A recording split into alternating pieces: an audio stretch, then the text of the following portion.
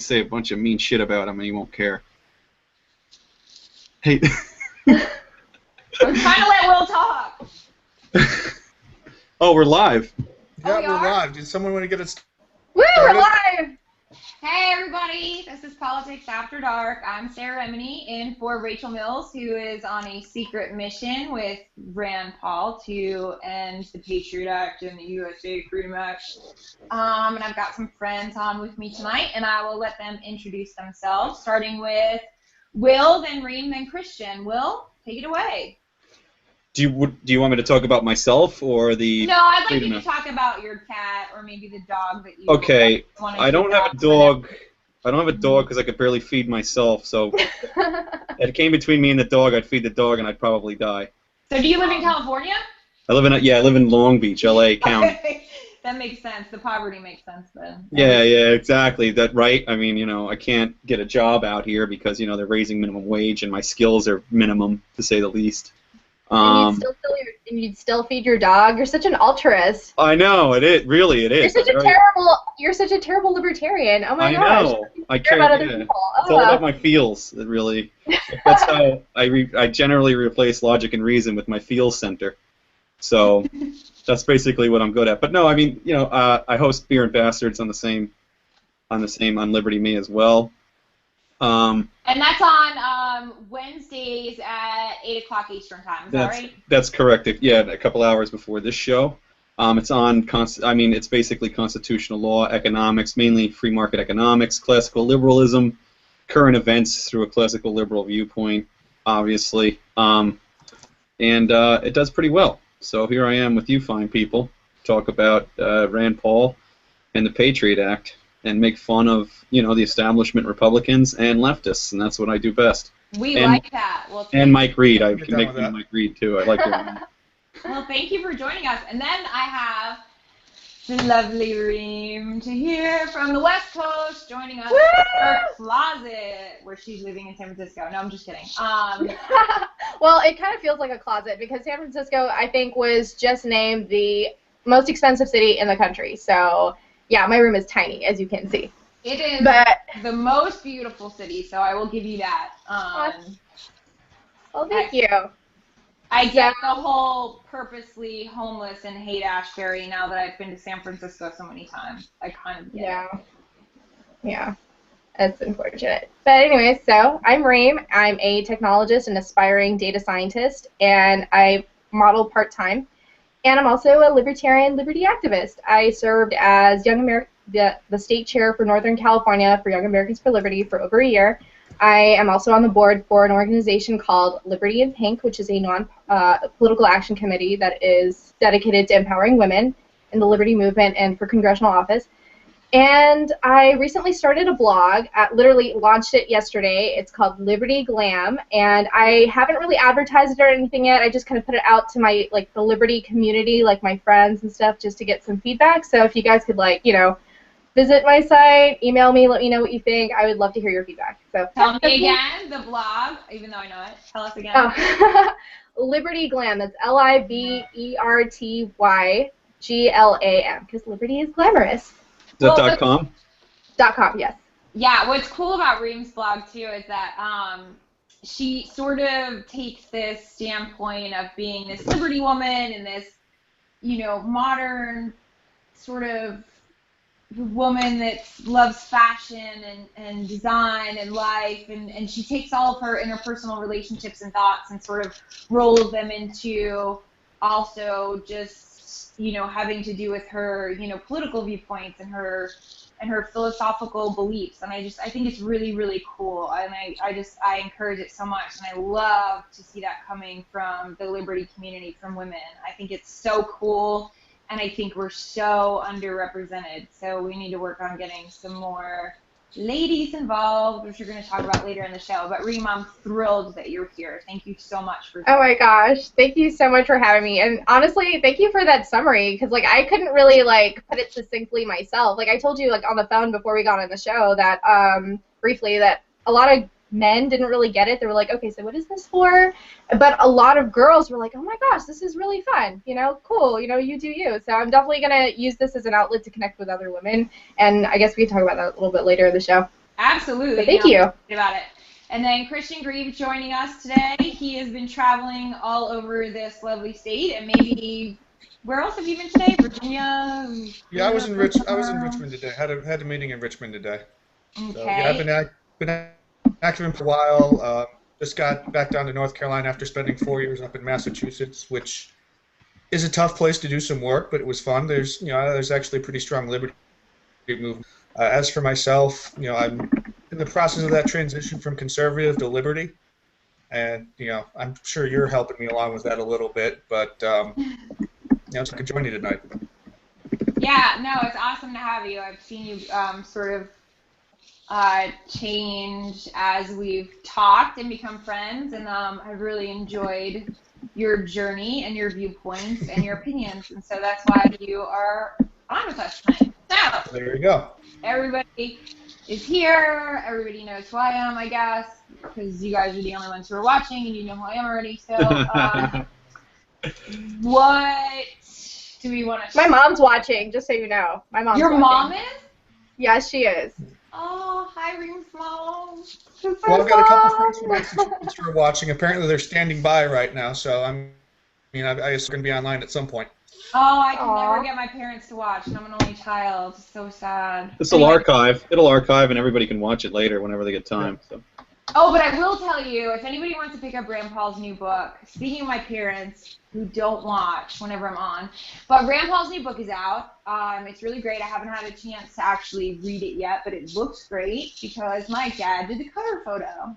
Oh, there you go. Yeah. Awesome. Wow. My father is an amazingly talented photographer and has done Rand Paul's last 2 books, and I'm very, very, very proud of him. So, and I can't wait to read it. I actually literally just got the book from the publisher today, so I have not had a chance to read it, but I will. So I would encourage all of you to go out and get the book and support Rand Paul and my dad. So what should we start with? You guys want to start with Patriot Act / Freedom Act, or there were some other things that we had on the radar too, but I think that's maybe a good place to start if you guys want to talk about that. Will, I'm sort of anxious to hear if this is something that you covered on your show earlier today or last week, or what's transpired or has changed for you as, we've been watching this, because so much has happened between the filibuster and then Sunday night that, I was glued to C-SPAN, and, then we had the expiration of the Patriot Act and everyone was celebrating in the streets, and then we came back to the Senate and we've got the USA Freedom Act. So I'd love to hear your thoughts on this. Did we lose him? Yeah, it's booting me for some reason. I don't know what I did. It's probably Mike. It's probably Mike and his evil plot to boot me every 5 minutes. I get it, Mike. For the NSA, don't believe him. I get it, Mike. All right. No, I heard your question though. That's a good question. We talked about Freedom Act last week, but I mean, there's new developments, meaning that this is the vitriol aimed at Rand Paul from the establishment. I mean, here's a guy who's legitimately using Senate rules and legitimately questioning government. I mean, and trusting government, which is a legitimate point. The roving wiretaps are nonsense. The metadata is nonsense. And I mean, look, I don't think that a lot of the GOP is coming from a nefarious place by saying, we need to have these things. I don't think that they generally want to know. I don't know. I can't really speak for their intentions, but I don't think it's like their intent to. I think they really think it's keeping the country safe. But at the same time, I mean, what Rand Paul brings up, it is basically a general warrant. You're taking all this data from my phone calls, but you can infer a lot from phone calls. If I'm calling my doctor quite a bit, perhaps they can infer, if it's a cardiologist, that maybe I have a heart problem. So you're talking about metadata at this point? Yeah, metadata and the ones that are really egregious oversteps that have actually been ruled to be unconstitutional by a federal court. Roving wiretaps. I don't understand why they just can't go and get a warrant and conduct individual investigations like we've done forever. And you can't look at this and say, oh, because of the metadata we stopped this and this and this. There's no evidence that it's ever helped anything. And I just think go ahead. Well, let's point out that even with this program, we still had terrorist attacks. We still had Fort Hood. We still had the Boston bombing. We had these programs, and still, Right. And they supposedly knew that those attacks were going to happen, and they still weren't able to stop them. So I'm not exactly sure what they're trying to accomplish here. It's the establishment. It's just telling what the establishment does. I mean, these are the same people that were attacking Ted Cruz. Who shut down the government. I think it was October 2013 or 24. I can't remember. And they went after him, and he's a, what did they call him? A cuckoo bird or something? Wacko bird. A wacko bird. That was it. You know what I mean? And these are the same people. It's like I don't get this party. I really don't like the GOP very much. Lindsey Graham, that guy. Is he? Half the time I can't decide if he's just a super genius or really that stupid. I can't. I don't know. It's a fine line. I mean, did you hear what he said about Social Security? That's insane. It makes me angry. Did he want to raise it to what, 70? I don't know. It's fine to raise the age, but he said I don't mind raising taxes to pay for Social Security. So let's just bankrupt the whole nation. While the youngest, most unskilled class of people subsidize the wealthiest class of people. And we'll never get to reap the benefits of this program, which is already bankrupt, essentially. So yeah. Exactly. And you know what's really funny is that the average age for average life expectancy for men in this country is 78. So if he's going to raise it anyway, it's like the country gets the government gets a huge discount, right. If they raise it. Yeah. But going back to the Patriot Act, I think it's really funny that public opinion is so vehemently. I don't think it's divided actually, because you have articles and you have commentators and policy analysts from all across the board that are saying that even though the Patriot Act has been edited or to some extent. It really is a change. I think that Rand Paul said that it is. What did he say exactly? He said something about it's distinction, but it might be a little different. It might be a little different in its wording, but ultimately it's still utilized for the same thing. For example, in Article 215 of the Patriot Act, it essentially says that you can't gather metadata from huge carriers. Like the government can't force AT&T or Verizon to fork over all their information. But then below that clause, it says something about how if there's an ongoing investigation, it doesn't necessarily apply to what's already being investigated. Right, before June 1st. And that was the section 215 that Reem's talking about is the section Right. that actually ended up expiring. So that applied to, I think it was like 4 main components, which is the metadata, the lone wolf, roving wiretaps. Roving wiretaps. And am I missing another main? Yeah, I can't think of it now.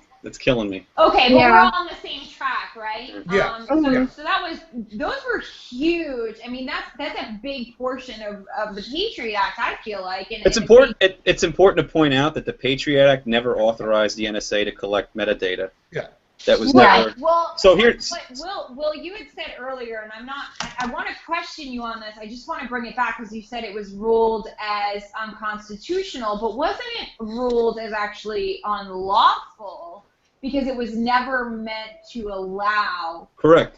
the collection of Right, unlawful, it's yeah. never ruled unconstitutional. Yeah, they Right. never ruled on the Fourth Amendment. A lot of libertarians had was, hey, I'm sorry. You said it's unlawful, but you're not stopping it also, and you're also not going as far as to say this is unconstitutional. I'm sorry, not unconstitutional, only insofar it wasn't a statute in the original law, which they could have so it was ruled. never intended to allow the law to Correct. practice So it's what unlawful. they were doing. Yeah. That's okay. right. So yeah, I mean, I think that was in 2006. The Bush administration tried to say, well, this is valid under the Patriot Act.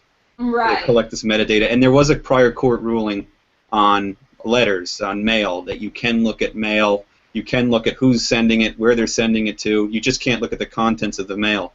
So come on, we're talking about 2 totally different things. Right, I mean, right. mail and especially like data as far as phone data and text messaging, those are two totally different See, but I could see the distinction. But there's a huge difference here. Is when I go to a post office, I mean, generally it's the government that if I'm using a government post office, Yes. I'm voluntarily giving it to the government. When I call on Verizon and I called to Sprint, I didn't ever authorize the government to look at my call or who I'm calling or when I'm calling or what time I'm calling or the duration of my call. I never agreed to that. It's the difference between, mean, essentially, like, you know, you have some drugs and you're trying to ship them to the post office versus just calling your drug dealer at 2 a.m. Right. I mean, one of them's private and the other one, you're probably an idiot and you deserve to get caught. But, Right. I mean, that's what you're saying. Like, that's you're directly going to the government. And Right. the other one is there's a reasonable, I feel like there's a reasonable expectation of privacy in a phone conversation. Yeah. No, basically it's unconstitutional because it's a general warrant. Collecting data of which they didn't get a warrant for. You can't just. It's my property, my phone contract. I own that. You can't just go and. It's like almost like an invasion of property, to be honest. I mean, more so than even privacy rights. It's my property. When I call somebody, I own my contract. You can't. You know what I mean? If I'm handing letters to somebody or notes, you can't go into my note, see who I'm giving it to. It's none of your business, unless, of course, you're investigating me personally and you need my phone records, and you go to a judge and you say, this is the evidence I have on this guy. Can we get his phone records? Like they've done for I don't know how long. I think so. It's a little suspicious to me. But Will, if you're not doing anything wrong. Yeah, right. If I'm not doing anything wrong, yeah. Exactly. Right.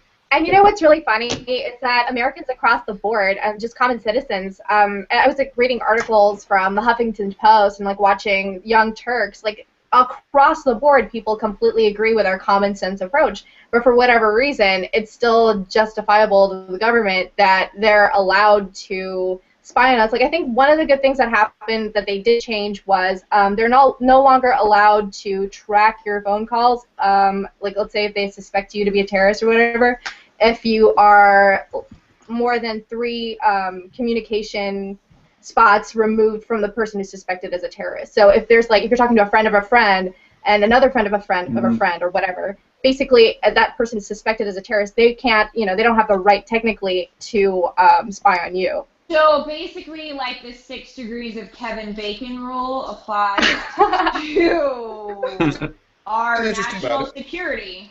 Okay. Yeah. I can live with that, except for instead of 6, it's 3. But whatever. I mean, if it's 3, it might as well be 6, right? Right. We all know that many people. So, but do you think that it's the media that's really trumping this up? Because I feel like so many people I talk to that I feel like are reasonable human beings, and this sort of conversation comes up, and they're like, well, I'm not doing anything wrong. I have nothing to hide. And I just, like, my mind explodes every single time. And do you think that it's the media? Do you think that it's, I don't know if you guys remember, but I grew up in New York, and, the metros, they love to do this. If you see something, say something. And I love to use it against them, because every time I see a speed trap, I post it on Facebook and said, if you see something, say something. This is where the cops are. And so they like really hyped up the public to be like, vigilant of like, there's bad guys after you and we really need to get them. So do you think it's the media that's perpetuated this? Well, that's a really good question. Yeah, that's a really good question. But you know what I think? I think though. I'm not sure if it's so much the media. It's just this is the way that folks in government like to operate. They like to use fear to gain more control. If you look at the language they're using, the hawks are using the same language with the Fourth Amendment that liberals will use the Second Amendment, and it's always running out of fear. The government, but how is that message getting through to us? It's through the media. Well, I mean, remember, the point of the media isn't to tell the truth. All they're trying to do is get ratings. Wait. What? I know, I'm blowing your mind. Right? Mind blown. Yeah. I mean, Christian, I'm becoming unsure of why I invited you on this show. I'm very confused right now. I mean, how are you going to get more ratings? Are you going to get more ratings, say the world is going to explode, or you're going to get more ratings by saying everything is... I don't know if they're... That's absolutely true. Yeah. I think the coverage on this has been pretty fair, in my opinion. I think I've heard some good arguments. They're just wrong. I mean, I heard Crowdhammer had a good argument saying that, look, they're not going into the calls. They're not going into the content of the calls. I just think he's wrong. And I think he made a distinction. Crowdhammer did specifically. He said, what's the difference if the government has the records or the phone company does? Well, that's a huge difference. It is a huge difference. That's the difference between a private contract and the government. Right. Exactly. I don't mind if AT&T is storing my calls. Perhaps that opens a market for another company that says, look, I don't store your calls. So the government could never get to it. Or you know what? If maybe you want them archived, because honestly, sometimes, you know, I mean, let's say you want to get someone for saying something or doing something inappropriate to you, and then you can get a subpoena to get all those calls and messages between each other, you know? Like we've always done before for individual investigations. I think they're just farming out all this data, and the government owns it, and I think that's crazy. I don't care if you have to go to a FISA court. I don't know why you're taking I think that's just very dangerous. Moreover, this was never indicated by the Patriot Act. This is unlawful. So who's to say they passed this revised Freedom Act and they stopped doing it? The government, to me, the federal government particularly, has become increasingly lawless. So I don't think it matters what happens with this bill. I think that they'll still continue to collect data. I really think at this point, I mean, there's rarely any checks on government here. It looks like Congress and the executive are working together rather than trying to guard their power from one another. I mean, the thing that I keep thinking about is if we know about this, what don't we? No, I know. You know, the story just broke 2 days ago about the FBI using planes through fronts to, wiretap, focus on it's people roaming fly over neighborhoods. Surveillance is what they're saying, right? Roaming surveillance. And surprise, they're doing it without warrants. I mean, I'm sure that's shocking. It's becoming a federal. I just keep wondering what we don't know about. It's really slowly becoming a federal police state. There's no doubt about that. And right. They're taking more That's land. on the slowly part, but I agree with you on the rest. Yeah, I mean, look, I mean, I think it's hastened in the past since Bush #1. I think it's hastened certainly, with a couple of respites, perhaps in the 80s and 90s. But I think it's hastened over the last few years. I mean, from the progressive movement on, it's really become centralized authority. And have you heard about the Denny Hastert story? No. Oh, Dennis Hastert? Yeah, so he was taking out money to pay off a guy who has been bribing him for 40-some years. Now here we have a law that you can't take out more than $10,000 without the government being alerted. You know what I mean? I mean, Denny Hastert's not being tried for what he did 40 years ago. It's the way he was taking money out. I thought he was being charged for not actually paying the guy back. No, it was. What he agreed to was like $3.5 million. No, he was the guy was blackmailing him. Yeah, okay. I mean, what they've got him on isn't the actual crime. It's like with Al Capone. They didn't get Al Capone on murder. They got him on tax evasion. They're not getting Denny Hastert on sexual assault. They're getting him on paying a bribe. Not even paying a bribe. He was taking money out. He was trying to take out $930-some thousand out of the bank. But he was doing it like if you take out more than $10,000 from an institution. $9,999. So that law made him a criminal at that point. The way he was taking the money out, and he was reported. It's incredible to me that I can't do what I want with my money. Yeah, it's ridiculous. So again, there's Ross Ulbricht is doing what? Lifetime in prison. So. My gosh. I really care less about Hastert, honestly. I get your point. No, but it's not just Hastert. I can't do it. I don't care about. I mean, I'm just giving you an example. I can't do it. You can't do it. No one can do it. The question is, why should the government have any right to tell me what to do with my own money? Right. When I go to the bank, that bothers me. I mean, that's what I'm talking. I don't care. Denny Hastert. Money. I wish it started.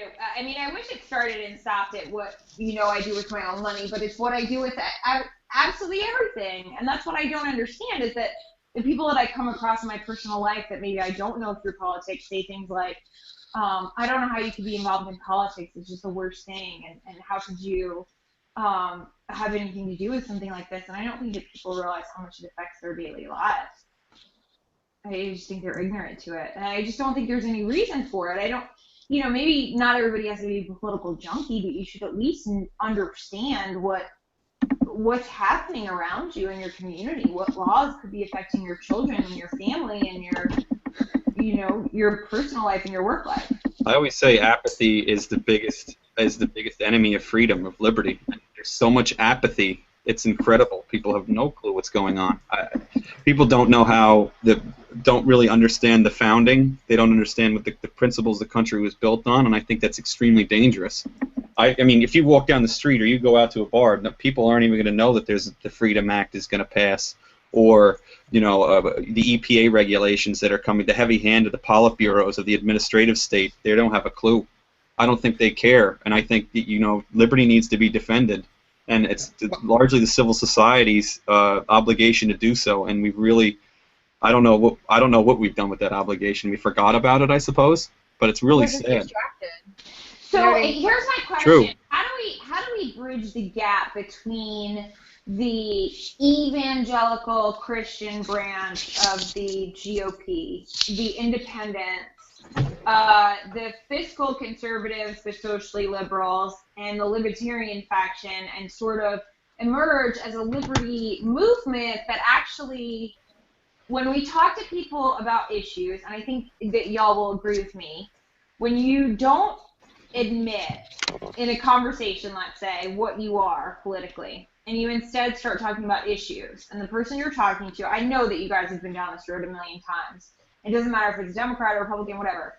You're talking about an issue, and they're like, oh, I agree with you. Oh, I agree with that. Oh, I agree with that. I agree with that. Yeah. And you get to a certain point where finally it's like, well, I'm a registered Republican. And they're like, yeah, I can't do that. And they, like, walk away from you.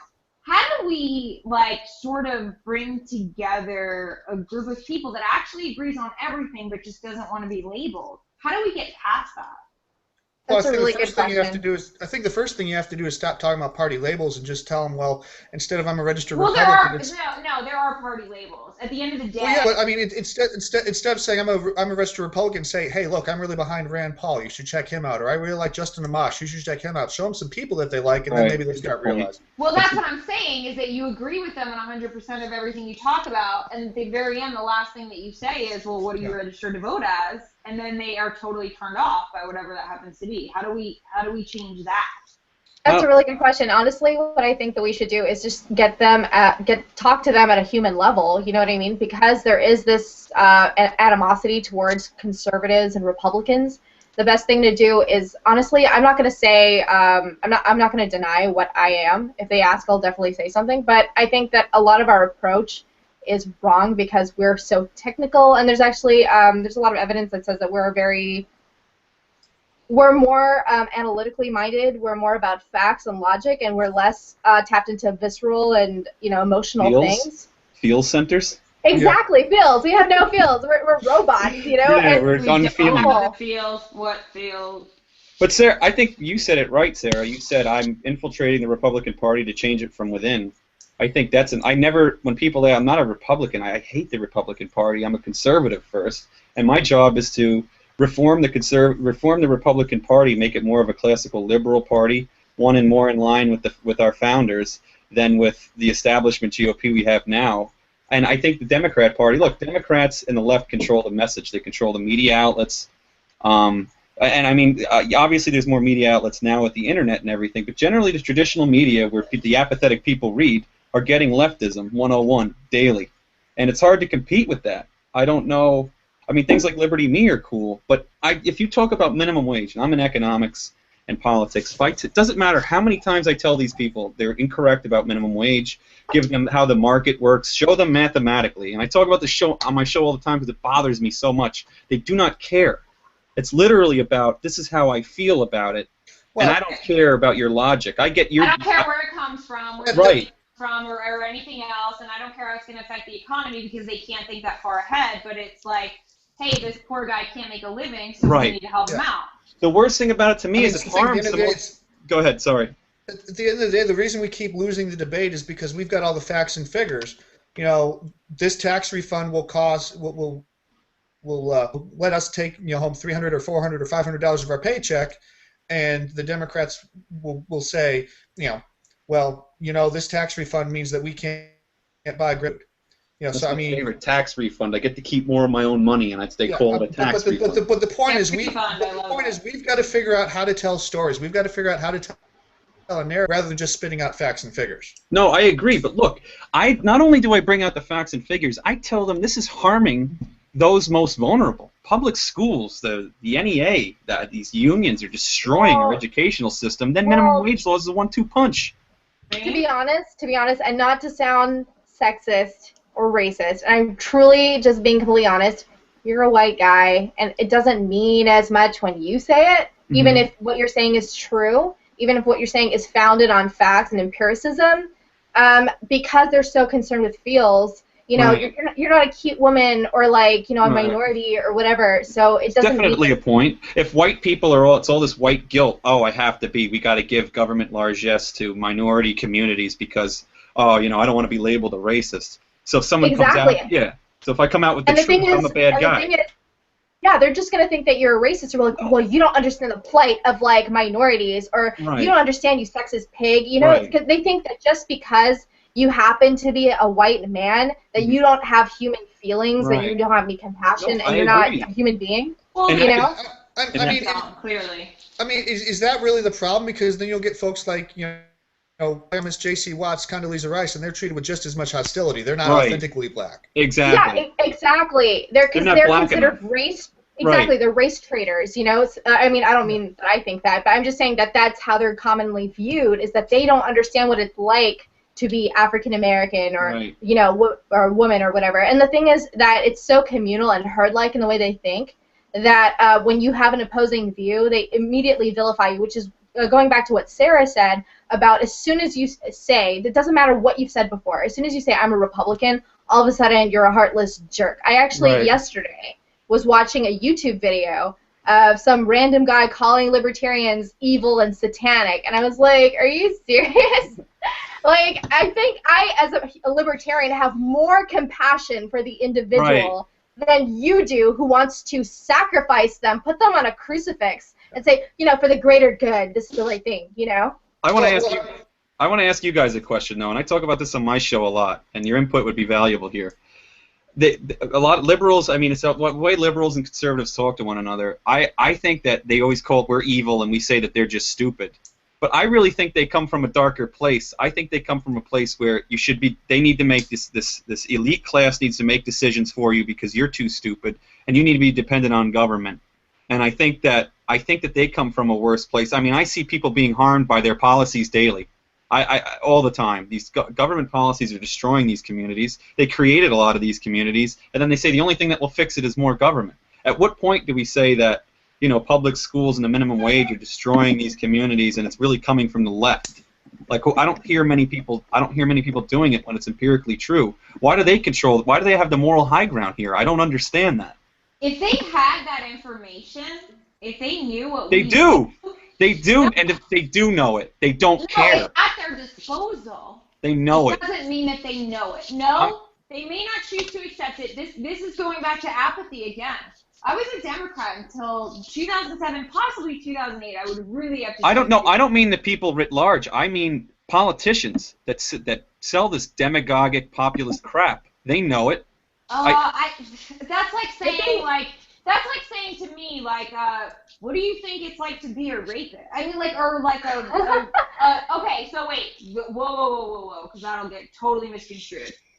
It was equally fair to ask me, what do you think it would be like to be a rocket scientist? Or what do you think it would be like to be a rapist? Those are two things that I have no idea what either one of those paths of thinking are like. So to ask me they truly believe in what they believe in. I don't know why.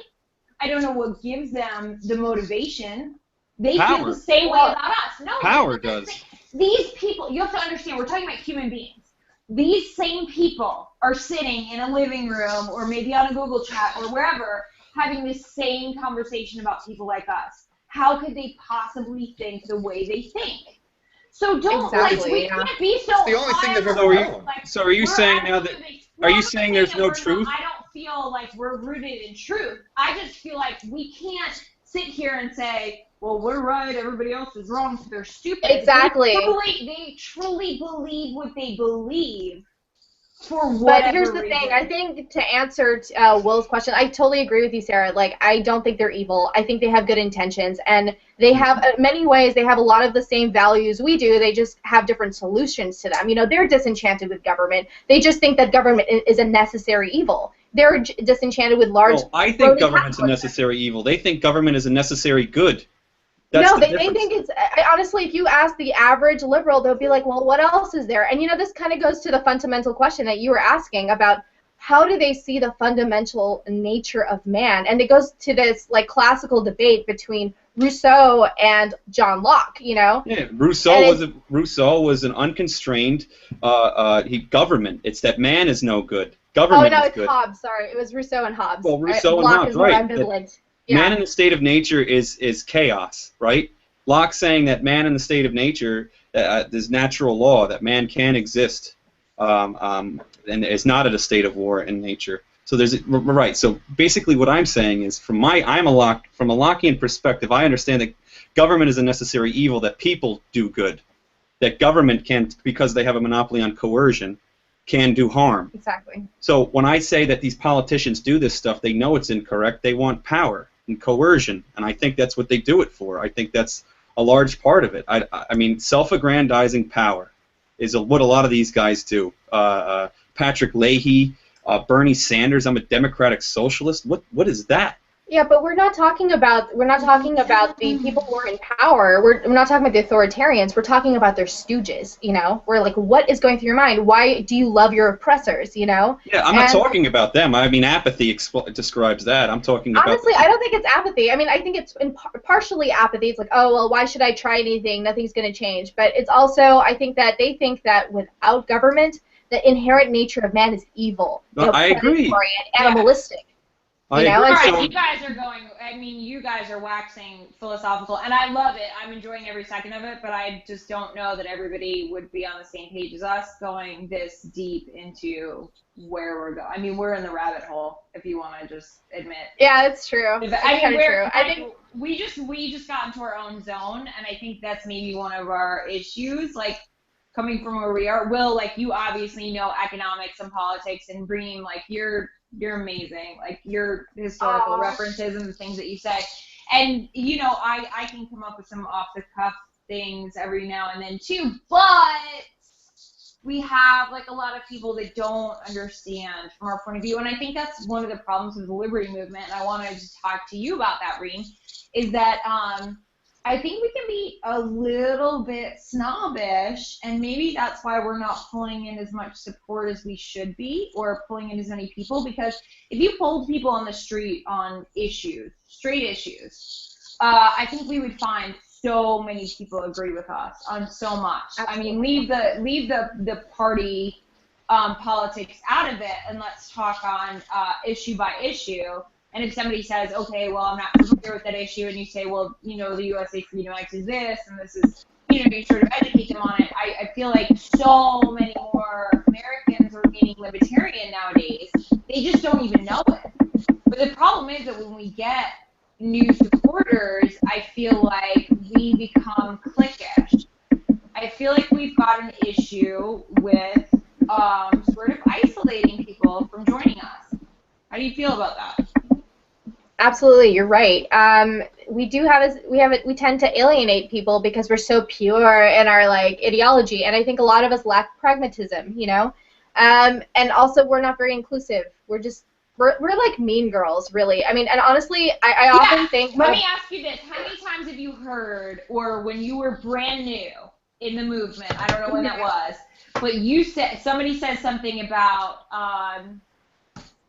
I don't know. Oh, Ayn Rand this. Who? Wait.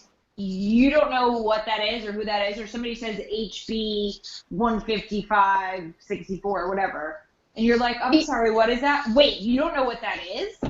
And you know what? You're like, okay, I'm done with this. You're not my group because you're embarrassing me. Because you're not on my level. You know what I mean? Like, exactly. Or you're just not intellectual enough. I think we're all guilty of it. I think I've done it before, and I haven't meant to. You know what? Honestly, I've always I think maybe I've done it, but I don't think so, because I've always been kind of like insecure, because I've always kind of thought that I'm kind of dumb, so I never make fun of other people for being dumb or uninformed. But I still have those like instances when I don't know. Like, honestly, can I admit something right now? Like, I feel like I have to confess, I have never read anything Rothbard, like, ever. Okay? And whenever somebody says Rothbard this, like one of my good friends, Amir's like, Rothbard, bro. Reem, I haven't either, actually. Can I be honest? Neither have I. Oh my god! Oh my god! I think we just had a moment. We had a moment, you guys. We're so much closer now. I'm getting all verklempt. So we can be smart and not be hipsters at the same time. Actually, I think that we're the new wave of hipsters. We're like, we don't even need to read Rothbard. Like, we could write it ourselves. Whatever.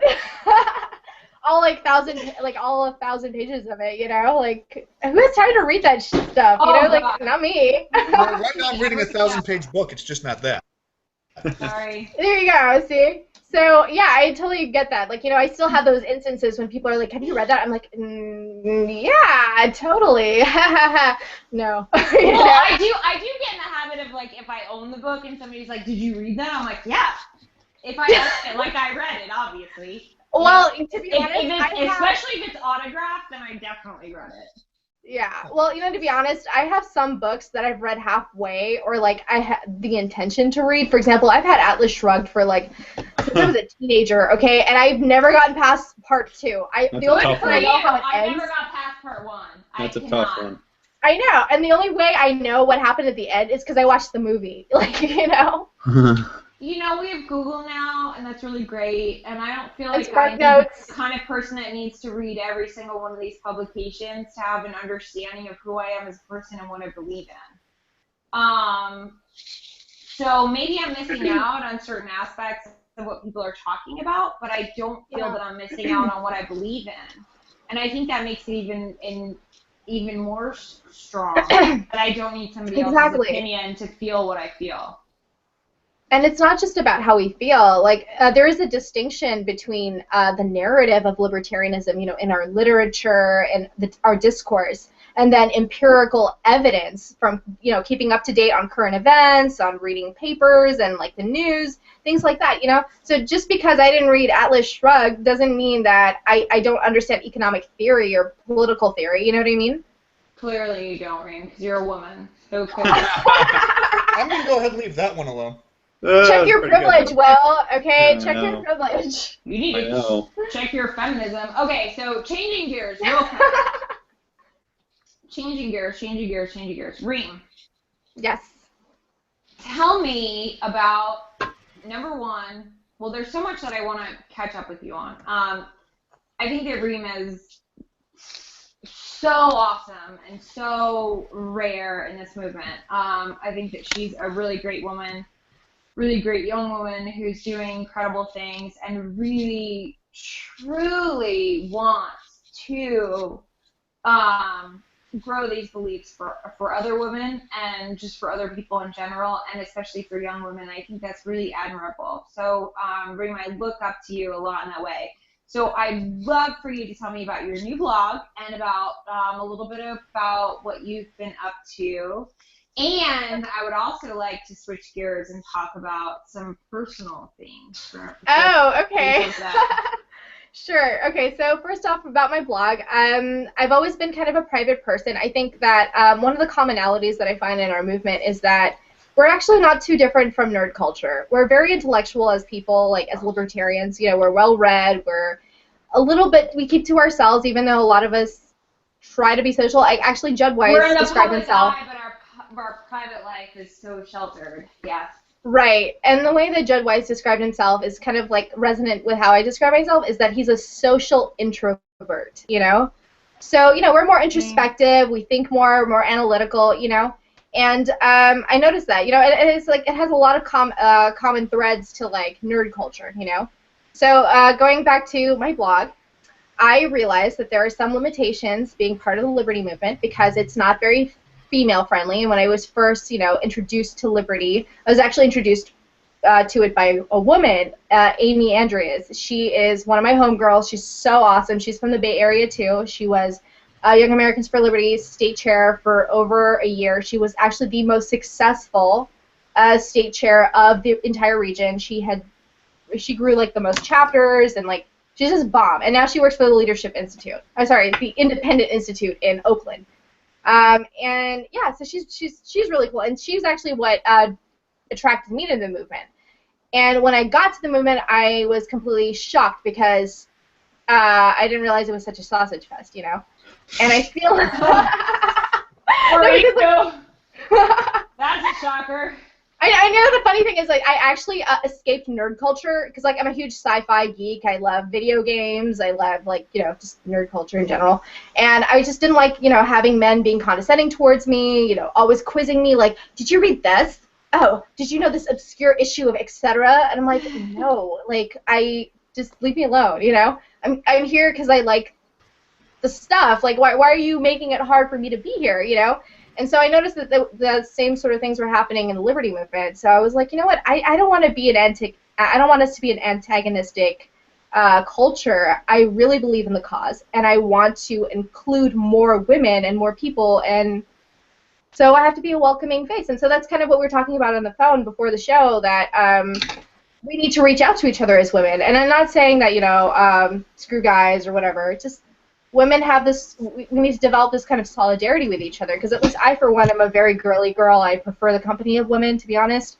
I'm with you, but how do we do it? You and I we're both, see, this is the thing, is that they say, oh, it's just that really attractive women can't be friends with really attractive women, or there's like a jealousy factor, or... Yeah, you know what? Like, honestly, can I just say to something to that? You're gorgeous. Yeah, you've been named one of the hottest 20 libertarian women, like, of all time in creation. I don't disagree with it. And I love everything that you do. Like, I'm very encouraging of you. I would love to be encouraging of other women. Where are they? And I know that you're the same way. You want them. Exactly. That's a good question. And you know what? I just want to say about the cattiness and the pettiness and stuff, that's absolute bullshit. I was actually talking to Aubins about this on Facebook recently. I was like, like, where are all the girls at? And she's like, I am trying to reach out to them. Like, she's homegirl. Like, the women that are here have tough enough skin to bypass all the prejudice and all, like, the condescension, etc. Like, they're tough. And it's not just from the movement within itself. It's also from society, a larger part. Like, there is an argument that women are more social creatures, they're more communal, and so that they're more likely to be susceptible to public opinion. So, when you call yourself a libertarian as a woman, it stings more. To complete bullshit. I mean, being a libertarian woman is like, it's basically like inviting a scarlet letter on yourself. I don't know, Reem, you're a single woman. Oh, God. Huge problems dating because I'm involved in politics. Well, you know what? That's a good question. But I also live near Silicon Valley, so there are a lot of tech entrepreneurs that are like, "You're a libertarian? Oh my God, can I marry you?" I'm like, "No." So you're looking for a roommate, is what you're telling me? I'm sorry. Yes, come here. Trust me. I mean, they're not. The guys here, they work really hard for their money, and they're awesome, but they just don't have time to date, But overall, like, there's this idea, like, libertarian women are evil, and they're materialistic, and blah, blah, blah, Materialistic? I've never heard that one. Really? You've never heard that one? I've heard that, like, libertarian girls, they're like, what's in it for me? I'm like, that must be West Coast a relationship is supposed to be reciprocal. Hello? Like, you're supposed to... Men over here don't even know what libertarian means. They just know that there's a girl that's involved in politics, and they think it's insane. Oh, that's awful. Yeah, that's true. Why would you do that? What? You do this, like, how much do you get paid? I'm like, nothing. Why would you do that? It's like... Because I'm passionate, and I have a huge heart, and I'm a great girlfriend. No, you know what? You're hanging out with basic guys. Like, you're a bad bitch. You should not be with basic guys, let me just say. So you're looking at the wrong guys. That's all I'm saying. I don't know. I think we've been girl talking for a really long time. I just have some questions. I have a question to the guys. Like, is there anything that you want to? Is there anything you want to respond to or add to, or I don't know. I'm just a white male checking my privilege over here, so. Yeah. Whatever. Oh, and they both have beards, too. How convenient. I know. White males with beards. We're the worst. We're the worst kind. You're on the watch list, you We're straight out of general casting. Yeah. No, but seriously, like, what do you think about women in politics? Do you come across, I'm assuming you're, I think Christian's single. I don't know about Will. Are you both single? Yeah, I'm single. Okay, so what are you coming across as far as, I'm assuming you're not, like, intentionally single, like, you're not trying to stay away from women, so, like, what are you coming across in your experience as far as, like, women that are political, non-political, totally don't care in the middle. Like, what's been your experience? I'd love to hear that. Me? Will, let's start with you. I mean, like you said, I have a hard time. I write a lot for a couple of blogs and run a couple of Facebook pages, and gals that I date will usually read what I write. And they don't really, I've never really dated a gal that's been into politics. They've just been de facto liberals. So I've had a problem when discussing constitutional issues. If they generally want to talk about it, I don't. So I run into problems with that. Just like from my viewpoints of being, capitalism, and that you're against welfare, and you're like I've had women say you don't have a heart, things like that, my God. or you're too smart for your own good. I go, what does that even mean? I don't know what that means. So I run into stuff like that, but I try. You know what? I do it all day. I read all day. When I'm with a woman, I don't really want to talk about it. Exactly. I think our relationships, and honestly, just being part of the Liberty community, sometimes we forget that we're human beings and we should have something that transcends politics, just like, hang out. Just no hang out, way. Like a personal relationship with another human being? I know. That's so amazing. It's so different, I'm like, shh. That's part of the problem I run into is a lot of the times folks who are interested in politics are interested in nothing other than politics. Like, that's all they can talk about. Like, because it's all consuming, and nobody wants to deal with politics if you're not in politics. I love talking about politics, but for me, that's work. At the end of the day, I, just as soon, talk about history or watch the ball game or grab a beer or something rather than talk about work. Right. Good for you, but most people they can't separate. Yeah.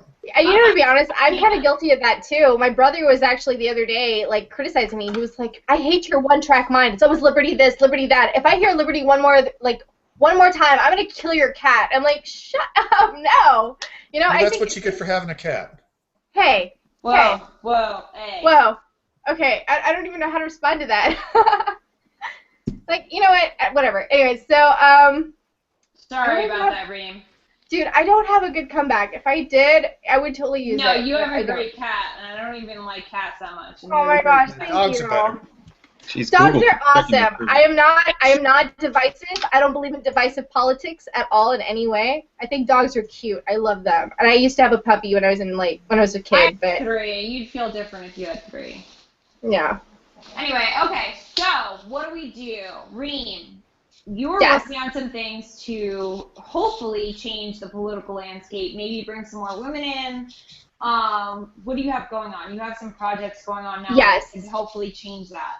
I have a bunch of projects. Okay, so one project that I'm attached to but I'm not in charge of is a book called Red-Blooded Women, which is a book to glorify the conservatarian woman. It was conceived by James Pointer. It was his brainchild that he had years ago, maybe 20 years ago, when he first started off as a photographer. And I encountered him when I was at a photo shoot. We were just talking after the shoot, and we realized we're both kind of conservative. And he was like, "Oh, cool." And then after talking to me, he hit me up a few days later, and he was like, I've always wanted to create an art book, like a coffee table book, that would challenge stereotypes about women who consider themselves, conservative. They're not all barefoot and pregnant in the kitchen. They're intelligent. They're nurturing. They're kind. I know, crazy. Oh my God, conservative women can actually have a brain and career aspirations and come from all walks of life and ethnic, and we're not a homogenous blob of, conservative women. So he was really excited about that. So he reached out to me, asked me if I could work on his project. So I decided to reach out to my community first, like including you, Sarah, like of beautiful, amazing, badass women from all, different occupations, walks of life that are part of this movement first. And I feel like they deserve first choice because we're here, we're present, we're actually making a difference. And so that's one of the projects is Red-Blooded Women. I thought it was really cool.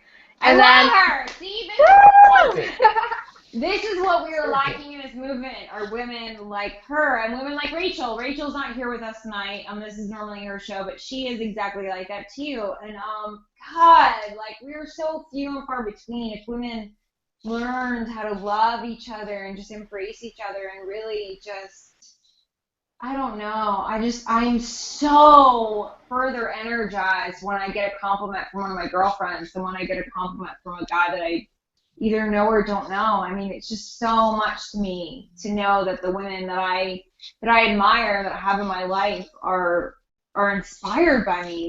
That's so huge. Like, how do women not get high on that? Like, that's amazing to have that power of a community behind you. And I'm not like going all like feminazi here. I'm just saying, like, to trump up other women, like to really support one another is so empowering. And I want to don't say, get that. The feminist movement is totally different. Please don't get this. Christian, you're a really good-looking guy, by the way. I like your beard. That's honesty right there. So great beard. Fun. Well, you know, I wasn't going to go there, but I mean, you're kind of green yourself. You guys take this over. I mean, you guys keep talking. I'm just getting lost in his eyes right now. Yeah, that's basically what we're doing. We're playing virtual footsies right now, really. Oh my gosh. Reem. I'm going to throw up. Yeah. I mean, I don't think guys understand, like, the power of sisterly solidarity. To know that you've got your girls that, like, back you up. Because, like, No. They understand it. They're seeing things in their minds that are very different than the things that they just put in our minds. Oh. You see how that goes? They're like, oh, you're attractive, and we're saying homosexual, like, type things, and they're seeing things between two women that are not exactly. Oh, I wasn't even actually going. All right, no. Oh, whatever. Don't lie. Will, enough. You're cut off. Privilege. I totally instigated that, and I know it. And you know what's really funny? Actually, because I got a lot of guys ask me this question. Whoa, are you okay? I'm back. I've seen her twice, on these podcasts, and she's dropped to her computer both times. It's unbelievable. Sorry. I mean, it's BOYB, right? Yes. Well, yeah, I got mine right here. Yeah. Mhm. So, I mean, like, what's really fun is that I actually started to reach out. Well, one of the other things I started doing is reaching out to YRs in my local community. We don't really have a libertarian presence here. So in the San Francisco Bay Area, it's pretty scattered for the most part. I mean, in Sacramento, they've got a great setup. Janine Kloss has done a great job.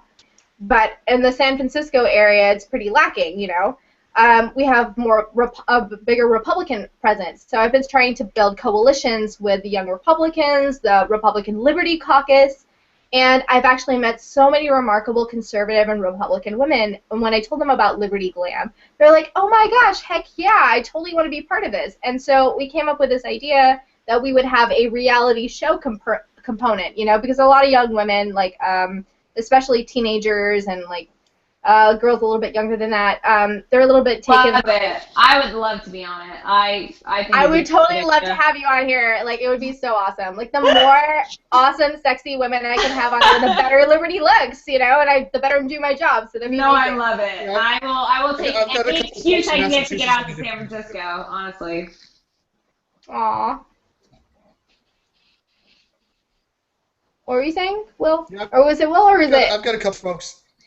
Oh, it's Christian. Sorry. Yeah. Okay, cool. I've got a couple folks in San Francisco. Massachusetts definitely fit in with you too. Say what? They're more of them out there than you think. No. Massachusetts doesn't fit. San Francisco works. Yeah. Oh, homegirl, it's awesome. So yeah, people like, where are all these women? Like, they're in the woodworks, dude. There are so many women who are part of our ideology. I know, and we're going to work on it.